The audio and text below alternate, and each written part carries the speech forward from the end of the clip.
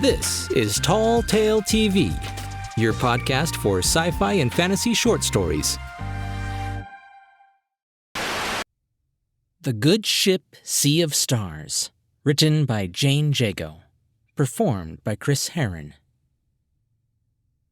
When cargo freighter Zulu 973 found it, the sleek little flitter was floating aimlessly in space, sort of halfway between the mining belt at Beta number 32 and the transport station that orbited Jupiter 2.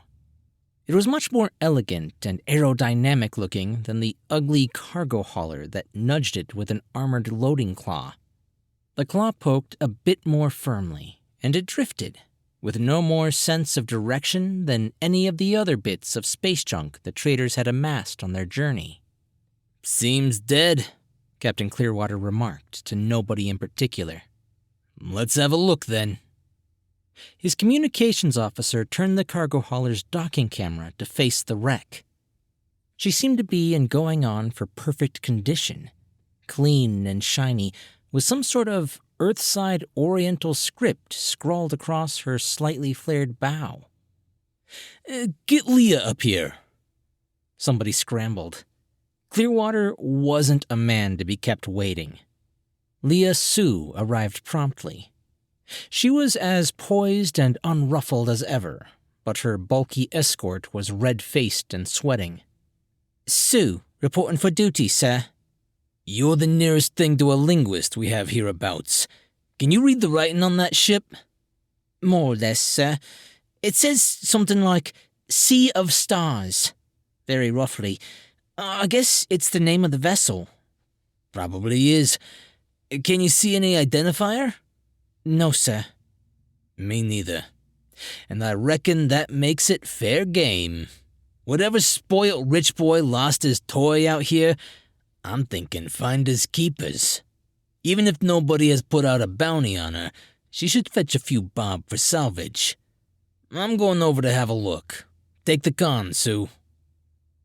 Clearwater may have been greedy and even unprincipled, but he wasn't fool enough to go and inspect a possible salvage vessel on his own. He gathered up a sizable force and broke out the blasters. In the end, there were a dozen space stevedores wearing their exoskeleton worksuits in the airlock, along with the captain, his first officer, and the ship's metallurgist. The inside door sealed, and they put on their helmets before Sue began pumping out the air. It took a good 10 minutes before it was safe to open the big doors into the blackness of space.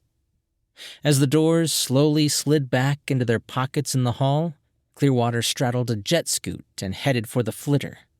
First Officer Ganges clutched the sissy bar behind his captain's ample backside, and the rest formed a chain behind Ganges, clipped together by lanyards attached to their tool belts. It wasn't the most comfortable way to travel, but it wasted the least energy, and Christopher Clearwater abhorred waste. Particularly if he was paying for whatever was being wasted. The jet scoot gently nudged against the silent craft. Clearwater's voice rasped in the ears of his party. "Anybody have any idea how we get in?"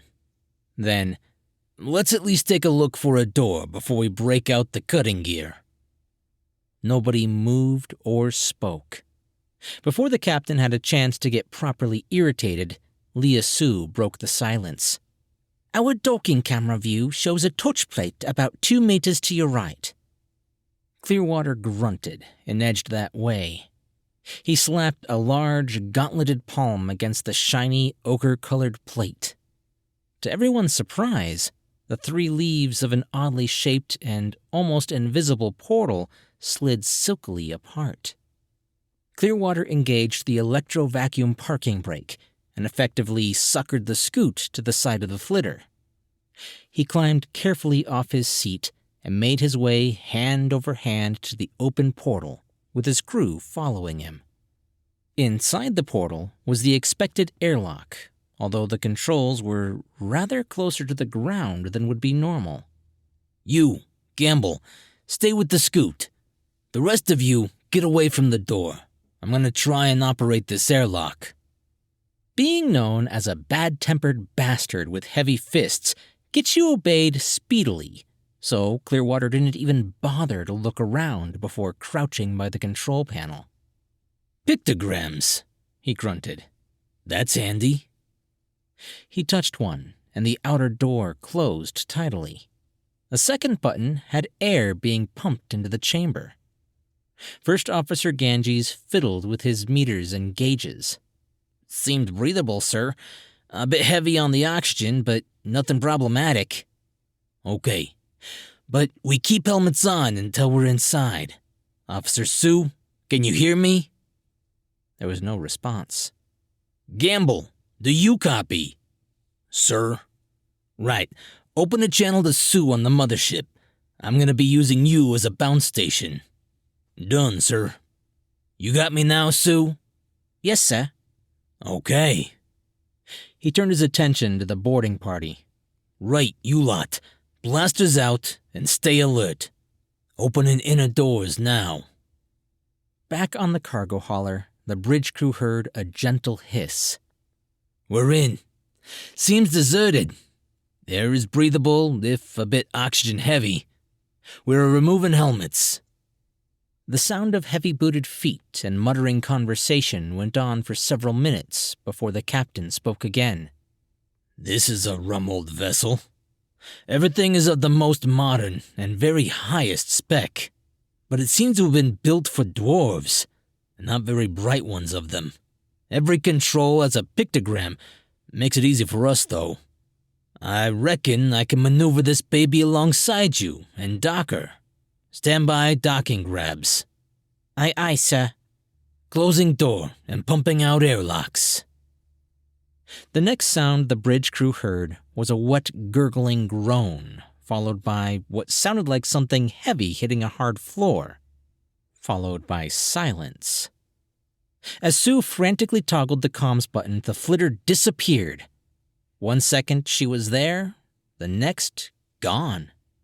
For an instant, there was an eye-wateringly bright bluish outline on the blackness of space. Then even that was no more. Sue knuckled her eyes. "What's the frag?" "Continuum drive, maybe?" "Too fast even for that." The helmswoman kept the levelest head of them all. "Some sort of odd drive, sir. Pushed us 3 parsecs. "You sure, Helm?" "I'm sure. My gauges are going apeshit." "How long to get us back?" "About 2 days, sir." "Gamble's a dead man, then." "Not necessarily, sir." It was the comms officer who spoke in a very shaky voice. "Look out of our starboard window." A figure in a spacesuit floated just outside the meter-thick plexiglass, waving its arms frantically. "Fetch him in," Sue said. "Let's see if he knows any more than we do." He didn't, so there seemed no point in going back to where the flitter had been.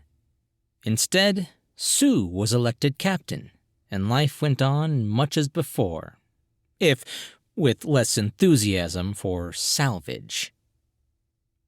On a barren lump of rock on the other side of a foreign galaxy, there was unbridled joy among the Oraurios kin. Those whose bones had been close to coming through their skin were now fed, and the freezers held enough sustenance to carry the whole colony through at least 2 turns of the mother planet. Captain Skirzit looked at his mate and smiled to see the gleam returning to her dark fur and the sparkle of fun illuminating her eyes. Not only was the colony saved, the big bipeds also had surprisingly tender, sweet flesh, and the idea of another raid into their space was already being mooted. Skirzit ordered his ship to be camouflaged with a wrap of dull-colored polymer while he chose a crew from the hundreds who volunteered. The last thing he did before turning his trusty ship back towards the areas traveled by the food creatures was to require the name to be painted on the bow. The Marea Celestia winked out of the sky above her home asteroid.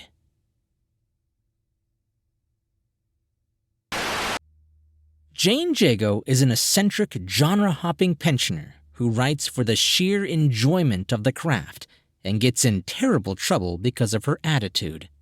Find out more about her at the links in the description.